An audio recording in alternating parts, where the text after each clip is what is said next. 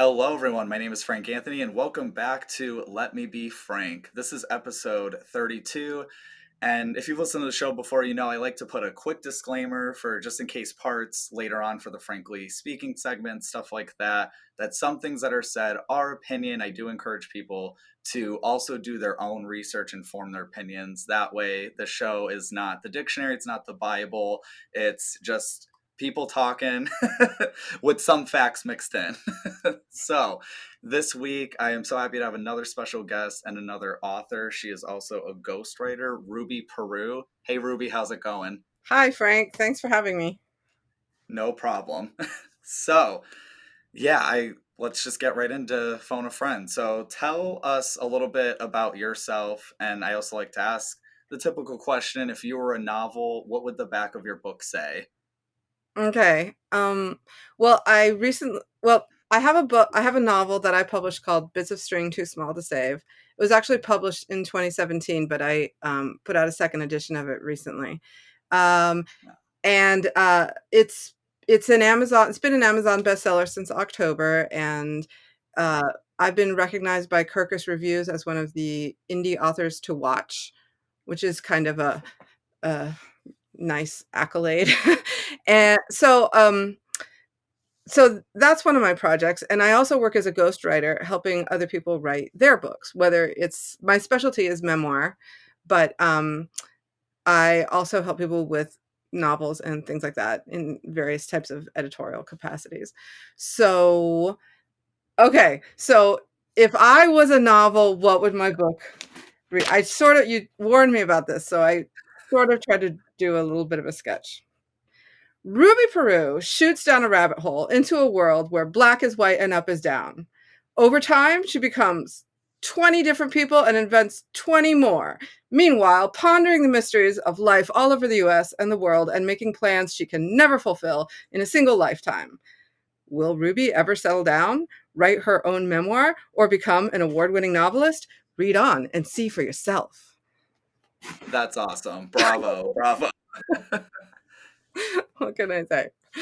Well, there's been some guests in the past where I didn't get to send them the questions or something happened where they didn't receive them. So when I would ask that question, it's either answers like yours that are like professionally written or it's oh God. I don't know. But yeah, that was awesome. Yeah, but some also, if you could tell us just a little bit about, I don't know, just little tidbits about who you are as a person too, and maybe like your life. Okay. My life is split between writing my own memoir, which is my own project right now, writing books for other people, which is what I've been doing all day today, and renovating my 100-year-old house, which is a totally different project that is really great for me because it gets me outside of my head and I work with my hands. I do woodworking and I do a lot of like Oh, wow. craftsmanship stuff, and that's something that I would say I'm somewhat of a beginner at, but it's my passion outside of writing. So whenever I have free time, I work on home renovation and inventing things. Well, that's awesome, and it's definitely a perfect time with the pandemic and everything. And we were talking a little bit too before we started recording that business was starting to pick up more for you during this time, which is great. Because yeah, since more people are at home now, if you're like me who wants to publish a book, now we're like, oh, here's the time we gotta, and we need an editor, we need a ghostwriter or whoever, we need someone to just help us. Yeah, well, you were just telling me how uh, being home a lot more since the pandemic and going through a total career change Yeah. made you go, "Hey, I'm going to finish some of these writing projects that I started." And a lot of people feel that way. And so after an initial maybe 4 or 5 months of just dead space, all of a sudden people started contacting me like crazy for editorial work, for ghostwriting. A lot of people just wanted to hand me their first draft and going, I just can't do this. I now realize how hard it is to write a good book. Can you just take my first draft and make it better? Which I'm happy to do. It's a fun project. But I also started publishing and marketing books for people. It's something I sort of added in because that's another thing that people have wanted a lot since the Oh pandemic started. yeah. They've bought a book, but they don't know how to uh, get it to be popular on Amazon, how to sell it, how to get people to, um, you know, see it and know about it and buy it and find their audience. So that's something that I've started working on with people as well. Which is, yeah, which is definitely smart. I think it's one of the most common things I see online now are people looking how to publish, how to market, how to make it as big as J.K. Rowling's books. Like that, I think people are always trying to figure out how to make it be that $1 million idea, pretty much. Yeah, and it's harder. It's harder and harder to find. If you want to go with commercial publishers, it's harder and harder to do that because fewer people buy books, so they tend to only select authors who already have a platform. Either you're a celebrity or you're very well known in some way. So doing your own independent publishing can help you become well known enough to get, if you want, possibly commercial publication. But you have to kind of get your own platform started first. They don't Yes. take you under their wing like they used to, Yeah. already have wings. You got to already be flying. Yeah, no, you don't. I think about like the days when the days where like before Madonna was a celebrity and she probably had like cassette tapes or like authors probably had their whole transcript sliding it under doors and being like, discover me. Where Yeah, yeah, it's yeah. not like that now. Yeah, there's a lot to learn. I mean, I always say the advantage of, like the modern publishing climate is you can do it yourself. The disadvantage is you have to do it yourself. Yeah. So, there's a lot of learning involved. Well, so how did you become a ghostwriter and a ghostwriter that is making an income? Okay, well, it all started long ago, more than 15 years ago. I was just working freelance, there's a lot of sites for freelance writers, to find work, and Yeah. you find work through word of mouth and different things like that. And I got this job through one of these freelancer sites, writing a memoir for a guy because weirdly, I was living in Santa Fe at the time, New Mexico, and there's a cult that's there, or some people call it a spiritual group, and he was part of that spiritual group. And I knew about it a little bit because I lived there and they're kind of well known. And so it was a weird connection.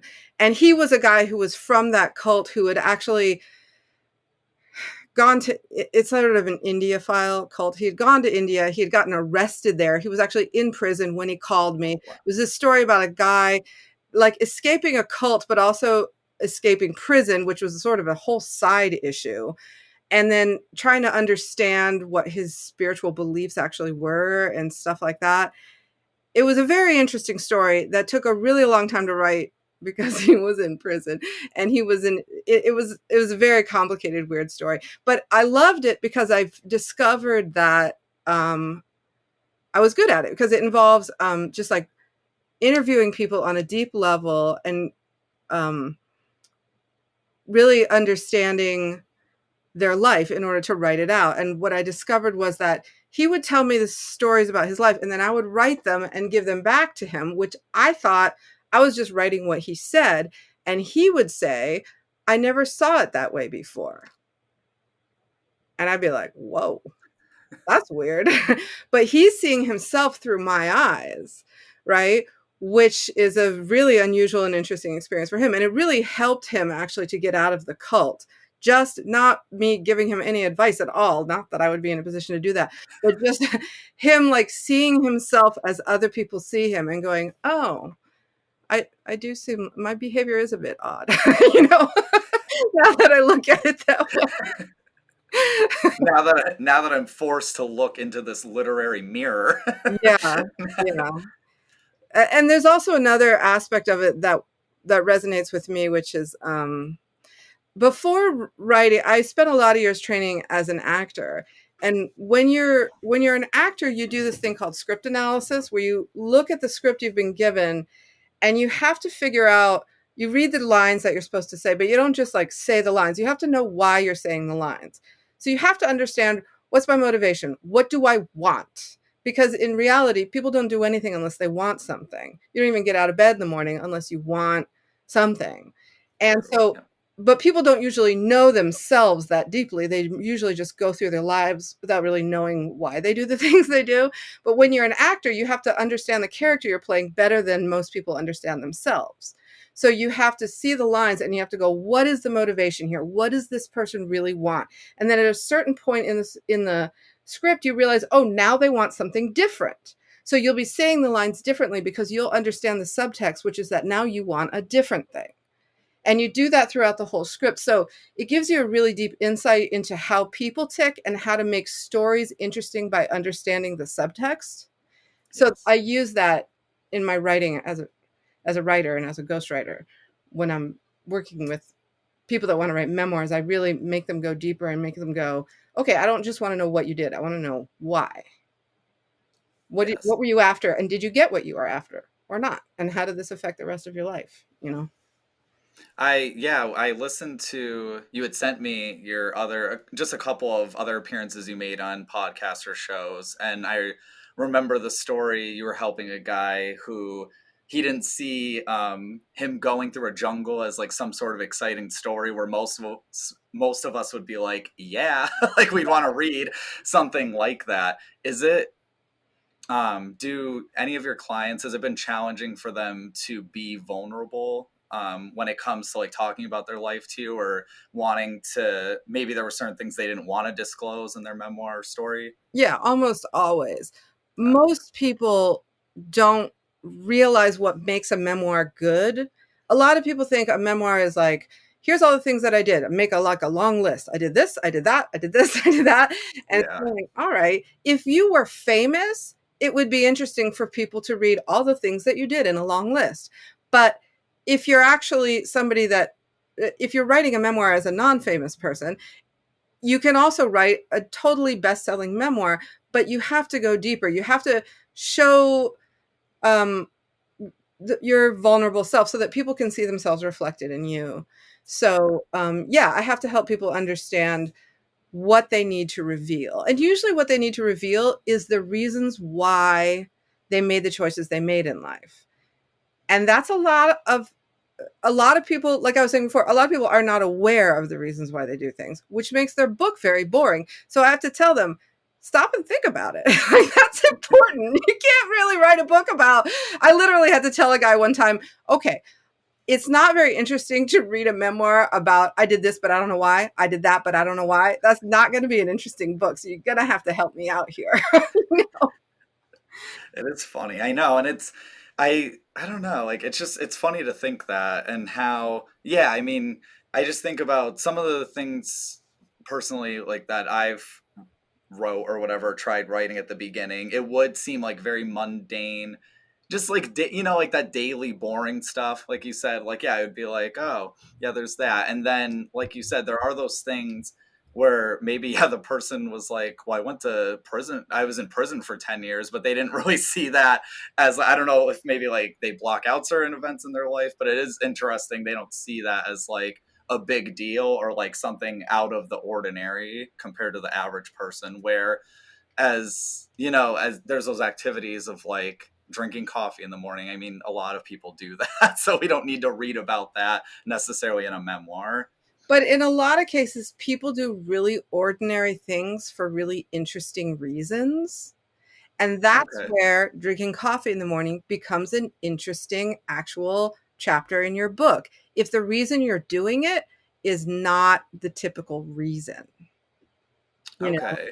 So that's sort of what makes a memoir interesting, really knowing, even if somebody led a very ordinary life, if they did the things they did for a reason that is either unusual or really insightful into like kind of a human condition that people can relate to, um, or if they just have a lot of insight into the reasons why they made their choices, that's what makes a book interesting, more so than having an unusual life, Yeah. Okay. you know? Yeah. I can see that. Yeah. You mentioned very quickly about, which we're going to dig more into, about your novel called Bits of String Too Small to Save. Can you tell us a little bit what that story is about? And then we can go more into, you kind of quickly mentioned too the recognition it's received, but I kind of want to know more about that too on a larger scale. Thank you. Thank you for your interest. Here it is. Let me get it for you. Okay. This is the book. It's got a beautiful cover by this Oh, illustrator I named can't wait. Philip Harris. And it's illustrated not like a children's book, but it's just got 4 pen and ink illustrations in it. Um, this illustrator is this brilliant, brilliant guy. I mean, this, and I just wanted it to look. I love the look of a classic children's book, like 1001 Arabian Nights. You know, if you've ever bought a classic book like that, you can see that usually they have like a pen and ink sort of cross hatching style, very Yeah. detailed illustration. I love that stuff. And that's what I wanted for my book. Even though it's not a children's book, it features some children as the main characters, but it's not meant to be a children's book, which is something that caused me a lot of problems when I was looking for a publisher. I did not realize that Oh, this is a thing that publishers are like, no, don't do that. Like you can't. If you write a book, adults usually like to read about adults, and children like to read about children the same age as them. It is possible to write an adult book that's about children. It's just less common, and it puts you into this weird in between genre place. That, gotcha. um, I know people are out there going, "No, it doesn't. That's not true." That's just the information that I got. What can I say? Yeah. So, anyway, the book is a totally divergent from all my other work, which is nonfiction based, memoir based, and stuff like that. This book is a novel. It's a fantasy. It's a it's a fantasy about some people that go through a portal into another world, and then they have to try to save that world. And it's kind of funny because that there's a blight going on in that world, which is essentially a pandemic. Although this book was published in 2017, Well, I you're um, psychic. yeah, I know. um, the essence of the story has a lot to do with there's a bunch of diseases in this world that are all caused by technology. Like there was one disease, and they employed technology to solve that problem, and that technology created a different problem, which was like a whole different disease. And then they used some technology to try to solve that problem, and it created all these other problems. And all the problems are weird. Like one of the problems is people are allergic to their own babies, so they created this technological system where they trained these monkeys to raise human babies. And then that created another problem, which it caused a disease where animals turn into people and people turn into animals. And then that brings up this whole sort of philosophical thing about like, what is the difference between people and animals? And why are animals so much happier than people? And stuff like that. But a lot of the book is an exploration of uh, base level, the characters that go through the portal are looking for a new home. They're unwelcome in their previous home. And now they're in this new home, and they want to prove themselves worthy of this place. And it asks the question a lot, what is home? What makes a place a home? How do you go to a new place and make it feel like home or become accepted as if it's your home? So that's sort of the deeper level. Oh, cool. I like that. Yeah, I cannot wait to get that and read that. That's going to be, and yeah, the artwork too is, at least on the cover, what I saw is beautiful. Thanks. And yeah, oh my God, what was it called again? The Kirkus reviews. Mhm. How excited were you when you Yeah, saw that? that was really exciting. So they have I had a Kirkus reviewed. Kirkus Reviews, if you don't know, is a very well established review company that reviews books that come out. And if you Yep. get a starred review, it's a very big deal. So when you're an indie author, you can submit your book for a Kirkus review, and you don't know if it's going to be good or bad. And if it's bad, it's still posted and published. So it's a big risk. So I got a great review from them. Like I couldn't have given myself a better review. I just loved it. It was great. It talked all about how there are these strong female characters, and that there's a lot of growth and development of the characters and stuff. It was very complimentary. And anyway, then they told me they were going to list me as one of the indie authors to watch in their September issue. They have all these lists that come out, best so Okay. and so or the most whatever. So this is one of their lists that came out, but there's only like, I don't know, maybe maximum 10 authors on it. So it was a big Wow. um That yeah, that is so awesome. Or as I say on this show, super special awesome. And yeah, I mean, I personally, yeah, I mean, I wouldn't want a book to have a bad review on there, but I always say press is press. But it's awesome you got a good review. yeah. Good is better than bad, and bad is better than none, I Yeah, feel. it's true. But yeah, so this next question, I used to word it, this is actually the first episode. I changed the wording. I used to ask, what was one of your biggest failures and what did you learn from it? But I was kind of called out a little bit because it does sound like the word failure is kind of, it has a negative Yeah, connotation yeah, to it. It sounds a little pessimistic. yeah. So I reworded it to one of the most important lessons you've learned in life. All right.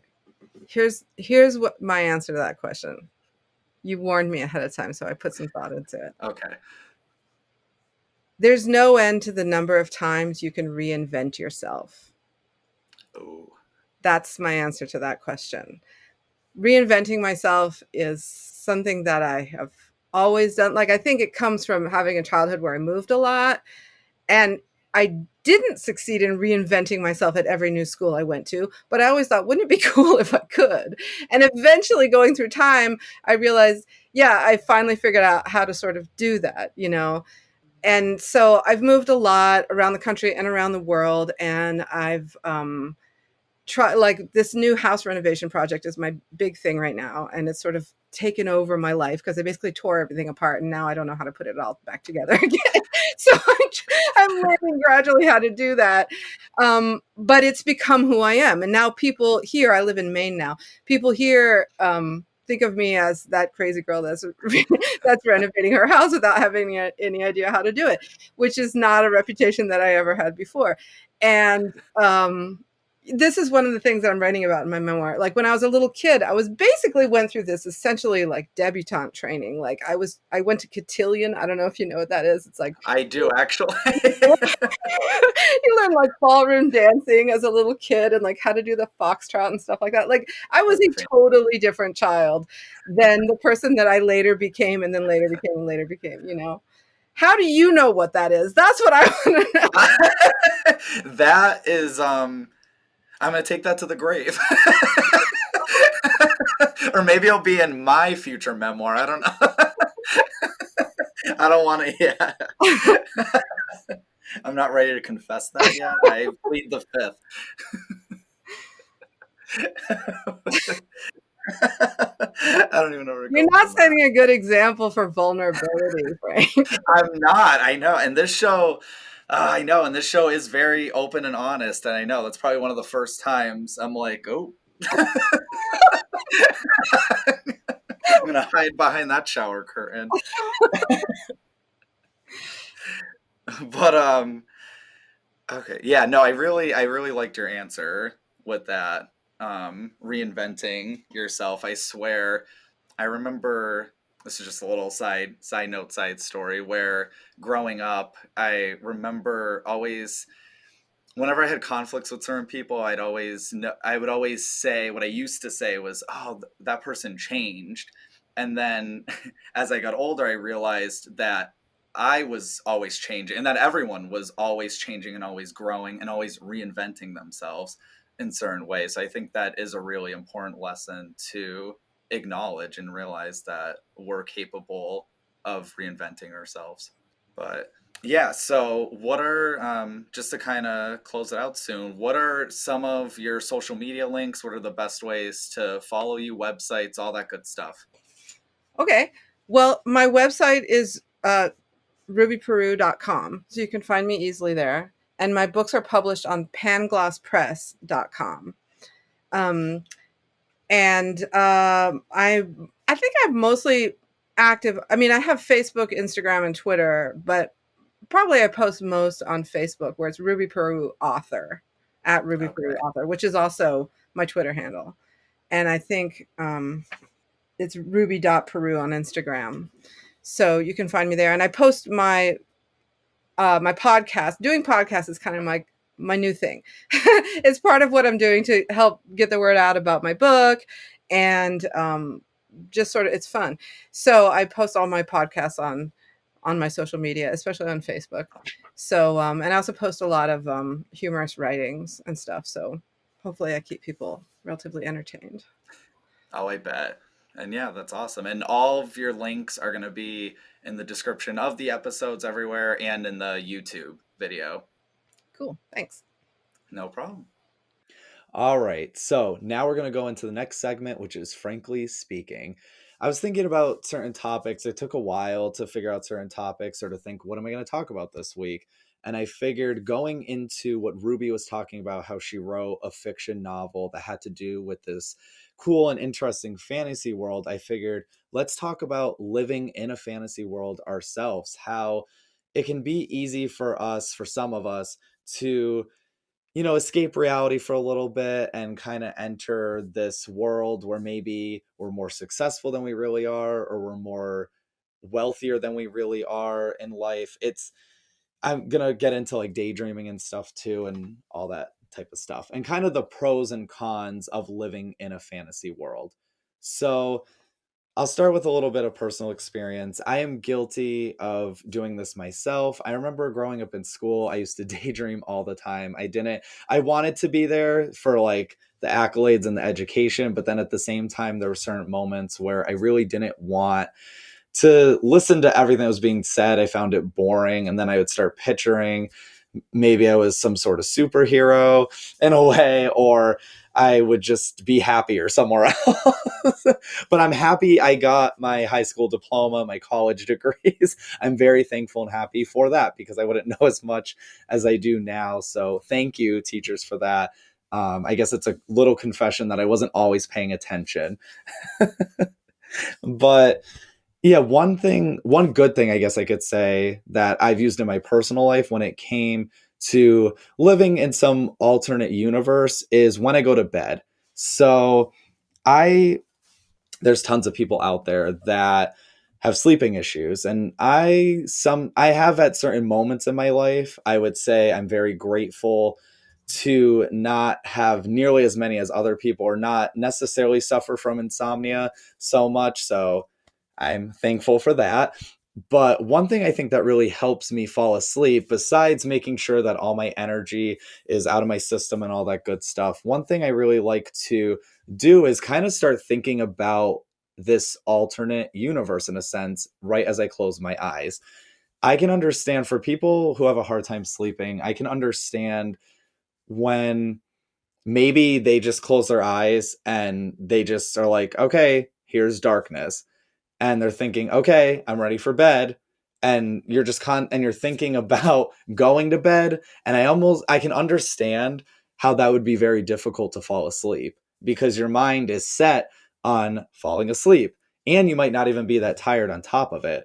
So I could definitely understand where there'd be some difficulty. So maybe this would be some sort of advice in a way that maybe a fantasy world works in this sense, as long as what you're fantasizing about or what you're pre-dreaming about or whatever you want to call it isn't harmful to you or your happiness, your mental health, all that good stuff. So, and that's something I know I had to be careful about too. So growing up as a kid, one thing I would do is I would close my eyes and I entered almost like it sounds so weird and nerdy. I'd enter this like, I want to say it was like a TV network type of thing where I'd close my eyes, I'd be entering dream world, and then there'd be like this TV in the darkness or whatever, and I would pick out the channel that I wanted, whether it would be let's say, I'm just thinking as a kid, like I was really into Pokemon and Yu-Gi-Oh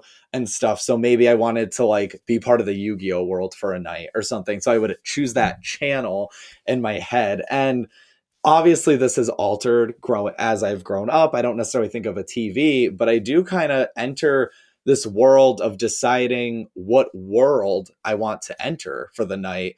And I swear every single time I do that, I fall asleep probably it's got to be like 5-10 minutes I fall asleep within. like no more than 10 minutes, I think, where I'm just like, boom, like I can't remember a thing after that. Like I usually can only remember a few minutes of what I was pre-dreaming or pre-fantasizing about. And like I said, I think it's really important to make sure that it's something that's not going to necessarily harm you or something that's going to distract you in your reality long term. For example, if you're thinking about I know when I've thought about certain people, I notice it's less harmful when you think about people who aren't real. And I know it sounds weird. I almost think about like fantasy people that I would like to associate with. Not that I have a problem with people I'm associated with today, but just more, I don't know. I think it's better than thinking about like an ex that you used to love or a loved one that's passed on, because now what's happening is you're really crossing the wires of fantasy and reality, because those people do exist, or they did exist. They at in one point of your life, they were there. So that's when it starts to get a little bit messy. Maybe that doesn't affect you. That's something I think that would affect me a little bit more, or it had in the past.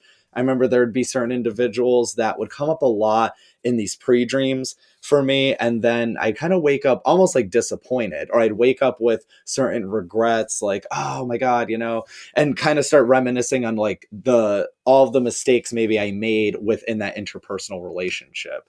And at the end of the day, we're not perfect people, and we can't keep over analyzing and over focusing on, I regret this, I regret that I did, I regret this that I did. You eventually have to work through it and move on, and that's not an easy process for sure. So let's go into a bad thing about doing this. So actually, before that too, or no, never mind. I'll get into the other things after. So one, I guess, negative thing about doing, living in this fantasy world is the fact that you end up avoiding conflict and pain. And you might think, well, that's a great thing. And that's why I do this, because I don't want to feel the pain that I feel in reality. But the problem with that is pain is inevitable. Like death is inevitable. It's going to happen. People that you love are going to die. That sounded so bleak. It brings me back to last week's conversation. So I don't mean to be so blunt with it, but like there's going to be those hardships that will happen. There's also going to be positive things that happen in your life, because I think sometimes we want to only think about the good things, or we heavily focus too much on all the negative things that happen in our lives that we can't enjoy life. And I think you really need that happy medium of bad things are going to happen, and I know I'm going to need to accept the change and get through it. And then those positive moments, I really need to enjoy those to the fullest, because, life's too short at the end of the day. So it kind of, living in that fantasy world where you're always happy and you're always the heroine or the hero or whatever, always being in that state of mind when you eventually leave it, because you have to. We can't live in fantasy 24 hours a day. When we eventually leave that moment, we're hit with, maybe we're experiencing depression or severe anxiety, or there's so many different, trauma, PTSD. There's so many things we could be dealing with that eventually we're going to have to face. Unfortunately, we can't run away from our problems. A good thing, going back to the positive, another good thing about living in a fantasy world, at least for myself and for people who are writers and authors, storytellers, a really good thing with that is entering this fantasy world, or this like imagination world or whatever. It really helps develop your creativity and imagination. I know. And that's what personally, for any of my fantasy like thinking that I've ever had, this is where I try to channel it. I was like, oh, here's my outlet, my writing. I can put any of these ideas that I have, I can put this into my writing. Because I think what some people unfortunately experience is they might fantasize too much to the point where they almost don't even know what fact or what fiction is anymore. For example, one of your fantasies could have been having I don't know, like having dinner with your mom, but maybe you haven't talked to your mom in 3 years or something. So it starts to really, and that's why I say thinking about real life people, which a lot of us do, it's so much harder sometimes to break away from that fantasy, from that fantasy. Pretty much, it's harder definitely to break away, and it starts to, for some people it starts to get confusing on, wow, did that actually happen? Is this a deja vu moment, or was this just pure fantasy and pure my own imagination, my own doing, my own thought processes in my head? But for writers, this is great because you could be daydreaming about, I mean, I'm not a murderer myself, but I could be daydreaming being part of this murder mystery in this mansion. You got a story. You're already, you already started the story. And I know some ideas that I've fantasized about, and fantasizing doesn't always need to be like this positive thing. Like I said, a murder mystery is not necessarily a positive event in life. No one is like super excited about a murder necessarily in real life or trying to solve one. That's just people doing their job as detectives and police officers and all that. But that's definitely information, that fictional information that you're like, okay, I don't have personal experience with this, and it's not something that's in my life, but it's something I can still make a fiction story. It's something I could really craft into something that, who knows, can maybe become some sort of bestseller or something. So I think if you are a writer, or if you're some sort of creative in general, I mean, even with artwork, or I don't know, yeah, just pretty much if you're a creative individual, this imagination, this daydreaming and imagination world can really be helpful for that, can really fuel that fire. And I think because of that, I have come up with more ideas than I would have if I had just left that whole imagination world in my childhood. So another bad thing about all of this is that you lose track of real time. And I don't want to necessarily say it's a waste of time, because like I said, it just helps with like writing and all that stuff. It could help with sleep, but it's also kind of a waste of time at the same time, because I know a lot of people, if you're daydreaming, most likely you're not moving, you're not mobile, you're either laying down or you're sitting somewhere, and your mind is racing at 100 miles per hour with these different ideas and these different fantasies. So while you're doing this, it could be for a day, it could be for a whole year, it could be for, I saw a lot of people talking about how they've been experiencing this for years and years. And what happens is now we're living almost too much fantasy, because I want to go back with the writing and say that as important as it is to develop some sort of fantasy or imagination outlet, at the same time, it's also important to experience real life experiences out in the world. That also inspires writing as well. So I think it's really important to still have those moments in life. And if we're constantly fantasizing about, especially if we're fantasizing about the same thing that may never happen in real life, and a lot of our fantasies most likely don't happen because they're so romanticized and they're on such a high pedestal that it's like, it's not going to happen. But at the end of the day, it's okay if it doesn't happen, because us as human beings, we are capable of building a beautiful world for ourselves. It might just be hard for us to believe that. I think I've talked in past episodes that we sometimes don't think we can change the course of our lives, or we don't think we have much control over our lives, but we have a lot more control than we think. We really do. And I think when we feel like we're out of control, or we don't feel like life is great, whoop, that's when we swerve into this fantasy world, because it's so much better to feel that way, because we know there's going to be this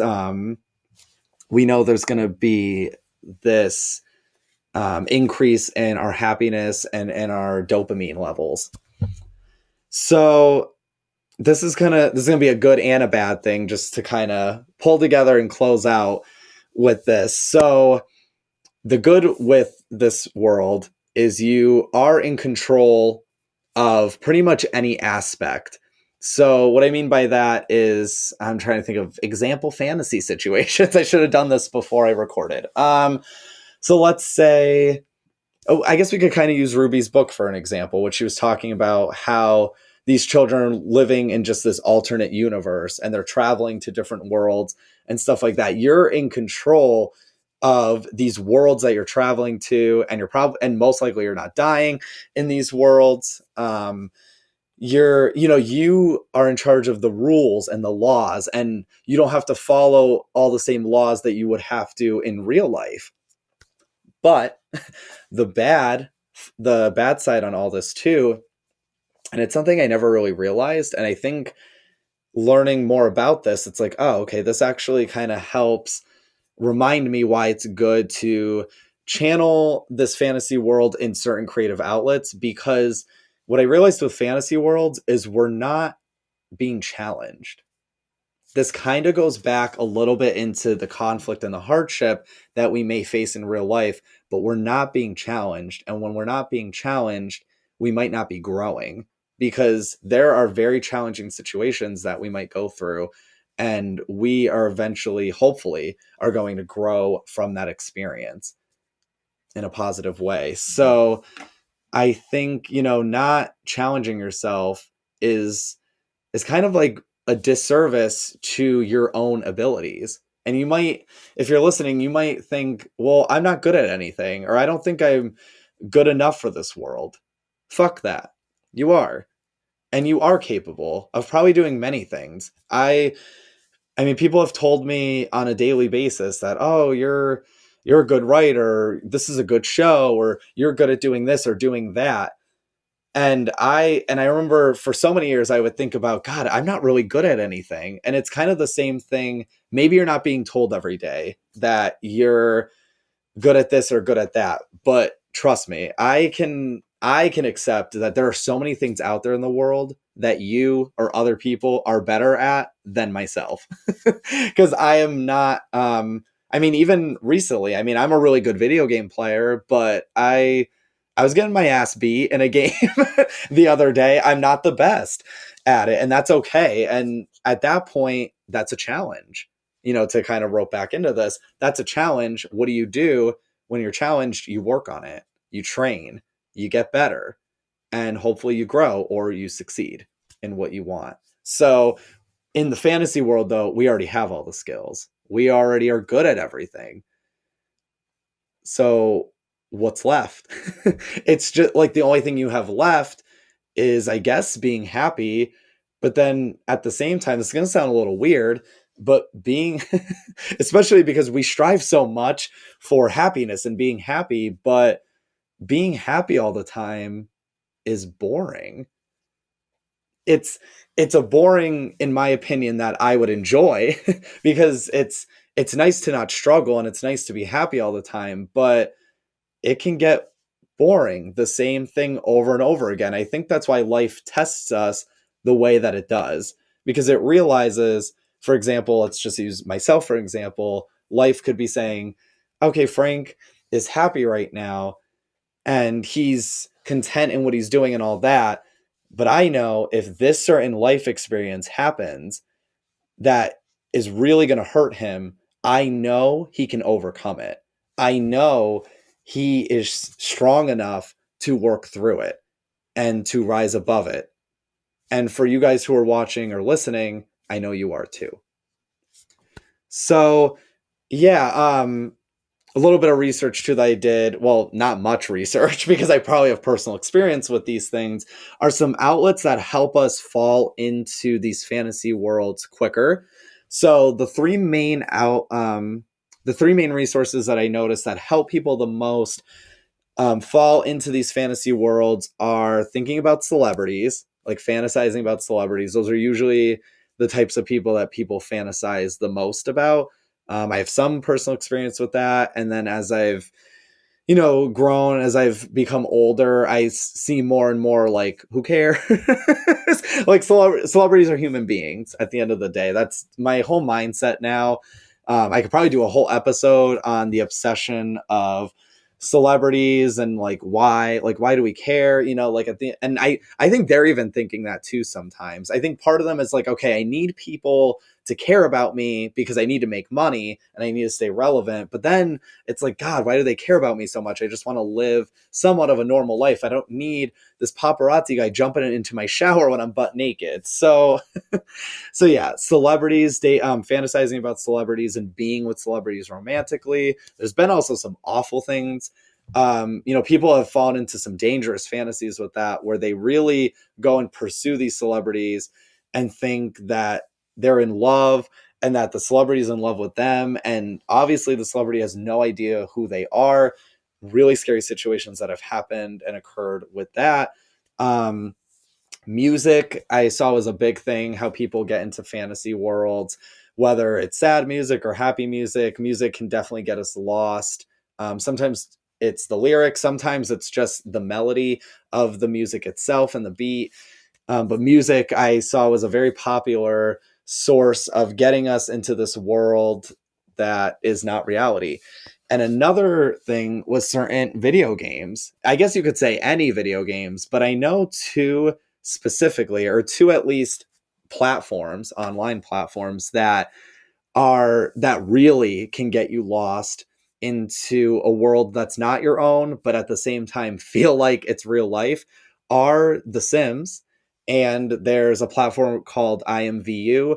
I'm not super popular with or familiar with IMVU. I know it's a big, I don't know if is it still popular? Someone will have to comment below on that. I know there's people that still use it religiously. And then there's The Sims, which is, for anyone that's not familiar with The Sims, I'm sorry, I didn't really explain what IMVU is.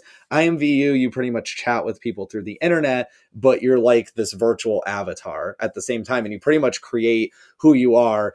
And I know that 99% of people are not making themselves look the way they really are, which I'm not like jerking on them at all. We do that, when we play certain games or we do certain avatar like things, we're not going to make ourselves 100%. I have some right now. I mean, I've been losing weight. Woo-hoo. I'm down at least 12 pounds now, which is great, but I still have some pepperoni nipples. And, I'm not going to put that in a game. I'm having some fucking pecs, but, but that's besides the point. I digress. So The Sims, for people who aren't familiar with The Sims, now people are going to be thinking about my nipples. I'm sorry. I'm sorry for family who might be listening. You don't need to hear that. The Sims is a video game that is very based off of reality. I mean, you create Sims, these people who are known as Sims, and you literally do daily things. You get a job. And I mean, every single one of my Sims has been more successful than myself. Not every single one. I mean, some of the criminal ones even were. At the end of the day, it's so easy because it feels like you are doing daily things that could happen in real life. It's so easy to get lost in that type of world and really live your existence through that game without really living your daily life. It can be very dangerous. I love The Sims, though. I still will play The Sims, but by the way, too, a little shout out. There's a game called Paralives that hopefully is coming out soon. Maybe by the time this is out, I don't know. But that sounds really good too. You should check that out. It's another one similar. But anyway, it's, with the music, with these platforms or games, with thinking about the celebrities, it can get really dangerous very quickly. And to the point where we're just not taking care of ourselves, or we don't feel like we're worthy enough or good enough. And I don't really want to say it, but, take our own life in a way. I don't want to trigger people, but some people have felt that way after, thinking that their life wasn't good enough. And I just want to remind people that you are good enough yourself and that your life can be good enough. Unfortunately, life is hard and it can take a lot of work. And it really sucks when you're maybe not dealt as many cards as other people. And that could lead me back to a past conversation I've had on this podcast about the whole social media and posting all the positive and great things and our success and money and all that good stuff, our big houses and cars and all that stuff. When you're seeing that and in your real life, you're like, wow, I don't have any of that. What am I doing wrong? what I want to say is that you yourself aren't necessarily doing anything wrong.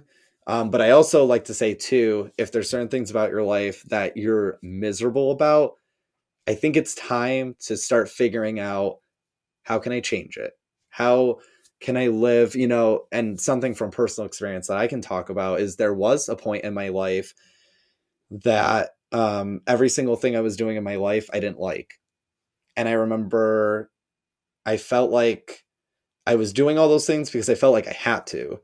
And I felt like this was the life I was destined for, in that moment, that I wasn't good enough to do the things that I was really passionate about. And who knows? I may never publish a book. No, I'm fucking publishing the book. And now I'm in the mindset, I'm like, no, Frank, you're doing it. But, I may never become successful, let's say. I may never become rich. But I think what is most important is that we find happiness in any way, shape, or form. Growing up, I didn't have much. I had a great mom, and I had good friends, and I had a roof over my head. See, you can obviously find things to be grateful about. But I didn't have a big house. We didn't make a lot of money at all. I still found happiness I found light within a dark place. And I think that's really important to mention, because some people only see the dark and they think there's no way of getting out.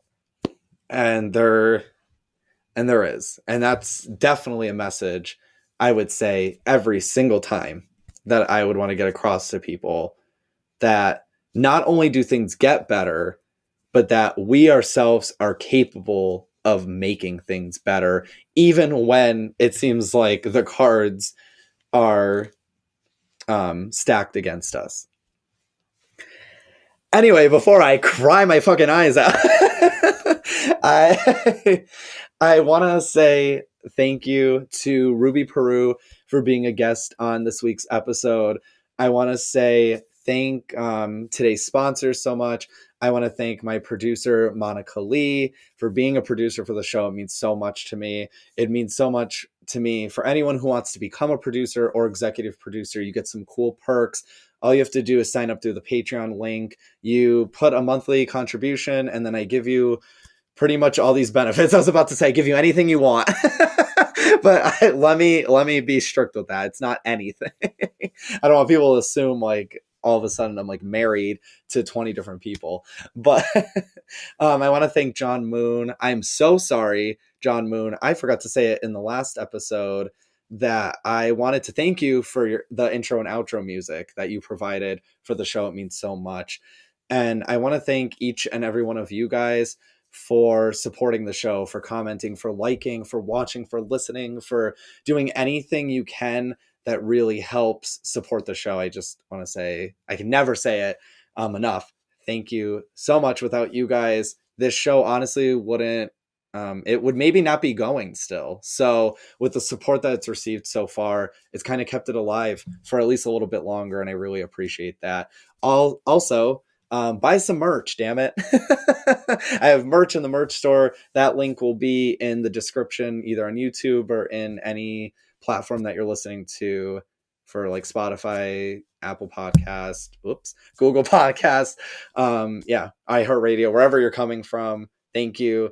And one more little shout out. I just want to thank for all the different people from all different countries and continents. Thank you guys. Just thank you so much for tuning in. It means so much. And I think I wish, and maybe someday it will get better and better and better. I hope as time goes on. I love when, as a community from all different walks of life, people can come together to certain platforms. And it's really cool to see that this show is one of them. So thank you guys. Have a super special, awesome day, and bye.